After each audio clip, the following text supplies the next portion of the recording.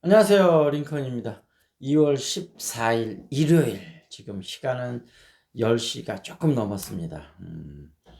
이제 아침 식사하고 뭐 좀 자료 좀 정리하고 이것저것 공부 좀 하고, 그다음에 이제 요거 찍고, 그다음에 이제 가볍게 산책을 좀 하러 나가려고 하고 있습니다.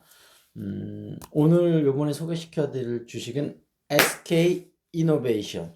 지금 연달아 SK 이노베이션에 대해서 말씀을 드리고 있는데, 지금 이제 워낙 요게 관심이 뜨거워서 이제 목요일이죠. 목요일 날 이제 어찌됐든 SK 이노베이션이 최종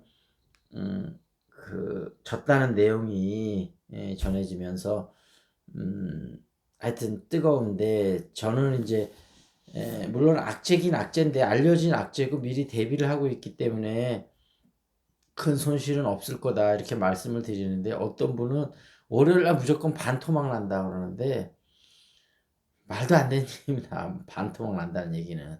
근데 물론 어느 정도 뭐 아주 조금 떨어질 수도 있고 좀 큰 폭으로 떨어질 수도 있는데, 여러분 걱정하지 마세요. 큰 폭으로 떨어져도 금방 회복합니다. 그러니까. 근데 어찌됐든 저는 일단 반토막 나지 않는다에 손모가지를 걸 수는 없습니다, 여러분. 괜히 또 그건 안 되고, 이 사행성을 조장하는 거라, 어찌됐든 반토막은 정말 택도 없는 얘기입니다. 누가 맞는지 한번 보시죠, 뭐. 월요일 날. 자, 그리고 이제 여기서 이제 어떤 분이 이런 얘기를 하셨어요. SK 이노베이션 물자 기술 탈취는 중대 범죄다.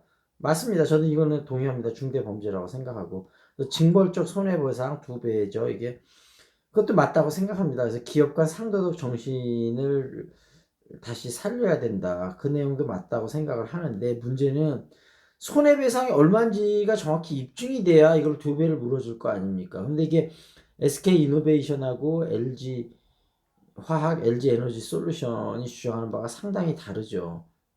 그래서 이것이 문제인데, 음, 예를 들면 어떤 분은 뭐 10조도 얘기하고 뭐 5조도 얘기하고 그러는데, 아니 뭐 그럼 100조나 1000조는 안 되겠습니까? 마음 다친 걸로 시작하면 1000조도 모자라겠죠. 그렇지만 현실적으로 제가 볼 때는 한 5천억에서 1조 5천억 사이에 어딘가에 결정이 돼서 결국 60일 안에 합의가 될 거라고 생각을 합니다만, 뭐 약간의 변수가 있을 수는 있겠죠. 근데 저는 그 정도 선에서 결정될 거라고 봅니다. 그리고 두 번째, 요건 제가 실수를 했는데 이노베이션이 원통형이라고 하는데 원통형은 아니죠. 요건 제가 좀 잘 몰랐습니다. 죄송합니다. 근데 다만 이런 내용은 있어요. 지금 보니까 음, 그, 지금 원래는 원통형이 그렇게 발전된 형태는 아니었었는데, 원래 원통형은, 랩탑이나 스마트폰에서 점점 발전된 형태로 원통형으로 보통 많이 초기에는 썼었죠. 근데 이제, 뭐, 지금은 각형이나 파우치형을 많이 쓰는데, 그 대신 이제 새로운 원통형 배터리가 나왔는데 하이 니켈, 그래서 니켈이 아마 90% 이상 된 거, 삼성 SDI에서 하이 니켈 원통형 배터리를 공급하겠다. 니켈이 91% 들어갔다. 근데 이거는 아직 완전 상용화 단계까지는 아니고 뭐 어느 정도 연구는 끝났겠죠. 그리고 LG는 그거보다 1% 적은데 90% 니켈 원통형 배터리를 상용화, 이거는 아마 이제 상용화 직전까지 왔는가 봐요. 상용화 하겠다, 그렇게 얘기가 나왔고, SK 이노베이션도 어느 정도는 조사가 됐는가 봐요. 참여 가능하다, 그런 의사를 밝힌 거 봐서 어느 정도 조사는 된 것 같습니다. 그래서 지금 테슬라가 이번에 LG 에너지 솔루션하고, 그 다음에 중국 차이는 어차피 중국 배터리를 탑재할 수밖에 없기 때문에 CATL하고, 원래 파나소닉만 주로 받았었는데 그렇게 한다고 하는데, 그래서 여기서 좀 착각이 있었던 것 같습니다. 원통형 배터리 참여 가능성을 내비쳤다는데, 제가 원통형 배터리라고 그랬는데 요거는 제가 잘 몰랐었던 부분입니다. 죄송합니다. 요거 그렇게 잡아드리고요. 그 다음에 이제 어떤 분이 분리박은 대한유화 소재인데 하이닉스가 아니고, 근데 요거는 저도 틀리고 그분도 약간 고분인데 맞습니다. 분리박은 대환 유화 소재가 맞는데 이 대환 유화 소재에서 만들어서 이걸 하이닉스에 공급을 합니다. 그래서 하이닉스가 아니죠. 죄송합니다. SK 이노베이션이 분리막형 그런 2차 전지입니다. 그러니까 그거를 대한유화 소재에서 공급하는 건 맞긴 맞는데 어찌됐든 SK 이노베이션 배터리도 분리막이 있는 그런 거다. 그래서 제 말이 요거는 완전히 틀린 건 아닙니다. 근데 어찌됐든 대한유화 소재에서 부품을 공급했다는 건 제가 모르는 사실이었는데 일깨워 주셔서 감사하고 아마 요거를 얘기해 주신 분은 아마 2차 전지에 대해서 상당한 조예가 있으신 것 같은데 아마 요쪽 관련된 회사에 다니시지 않을까 그런 생각을 해봤습니다. 뭐 그냥 추측일 뿐입니다. 그리고 어떤 분이 제가 너무 장황한 비유를 한다고 하는데 그 점은 좀 반성하고 앞으로는 좀 더 간결하면서도 임팩트 있는 비유를 하도록 하겠습니다. 말을 하다 보면 막 제가 흥에 겨워서 막 그렇게 장황한 비유가 좀 되는 것 같아요. 그 점은 조금 앞으로 신경 써서 조금 바로잡을 수 있도록 노력을 하도록 하겠습니다. 그리고 제 말이 빈약한 근거라고 그러는데 요거는 뭐 때에 따라서는 제가 워낙 많은 기업들하고 주식을 예측해 드리니까 그 분야의 어떤 전문 애널리스트보다는 조금 모를 수 있어서 그런 부분은 뭐 인정을 합니다. 제가 어떤 예를 들면 의학 전문 애널리스트 막 이런 건 아니니까요. 그 대신 그런 사람들은 깊게는 보겠지만 또 넓게는 못 보는 측면도 있을 것 같고 그래서 제가 어떤 뎁스가 그 전문 애널리스트보다는 부족하다는 점은 인정을 합니다. 그렇지만 저는 뭐 전업 투자가가 아니거든요. 근데 이제 단지 MBA를 공부하고 이제 기업 분석하는 게 좋아서 분석을 하면서 여러분들이 알아듣기 편한 언어로 그렇게 편하게 얘기해 드리면서 중기 장기 투자에 관해서는 그래도 제가 좀 일가견이 있다고 제가 지금 현재 주식에 투자하고 있긴 하지만 곧 이제 투자를 시작할 거고 그 부분에서 수익 낼 자신이 있기 때문에 말씀을 드리는 거니까요. 그렇게 좀 알아주셨으면 좋겠고요. 그 다음에 이제 SK 이노베이션 최태원 회장에 대해서 근데 최태원 회장은 저도 솔직히 잘 모르겠습니다. 제가 아는 거 두 가지는 하나는 경영 능력은 어느 정도 있다는 걸 하이닉스라든지 이런 걸 봐서도 그렇고 하여튼 SK그룹을 여태까지 이렇게 키워낸 거 보면 분명히 어느 정도 경영 능력이 있는 건 틀림없다고 생각을 합니다.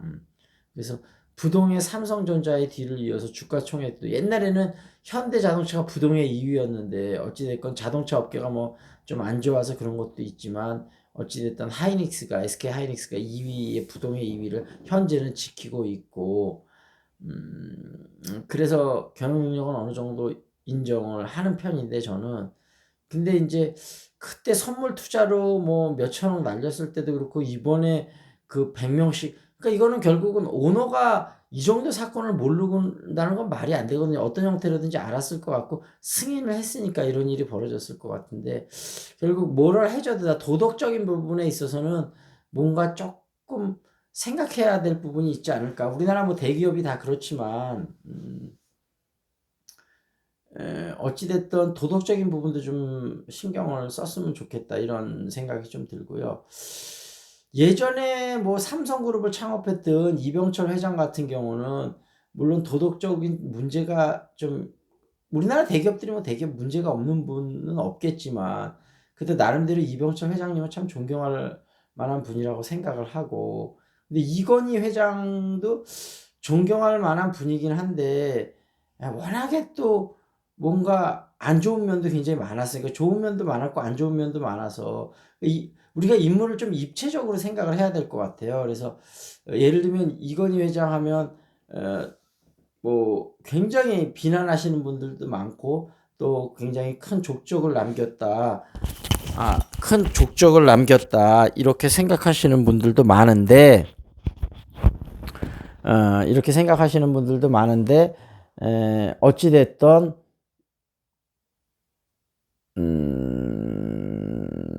그 안 좋은 점은 안 좋은 점대로 좋은 점은 좋은 점대로 우리가 그렇게 좀 인식을 해야 되지 않을까 그런 생각이 좀 들었습니다. 그리고 그 다음에